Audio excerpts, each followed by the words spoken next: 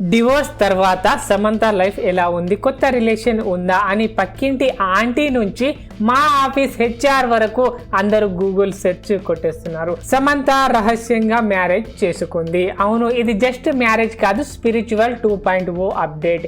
Isha Yoga center లో అంటే సద్గురు కూడా ఓం అనక ముందే పెళ్లి అయిపోయిందంట. ఎవరితో అంటే తిరుపతికి చెందిన Raj Nidimoru, Family Man director. సమంతతో 3 ప్రాజెక్టులు చేసిన వ్యక్తి.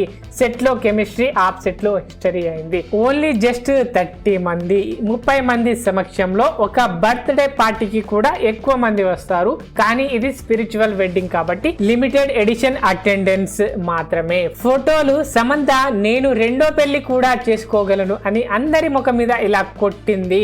ఈ ఫోటోలు చూసి ఇంటర్నెట్ కి కూలింగ్ గ్లాసెస్ పెట్టాలి అనిపించింది.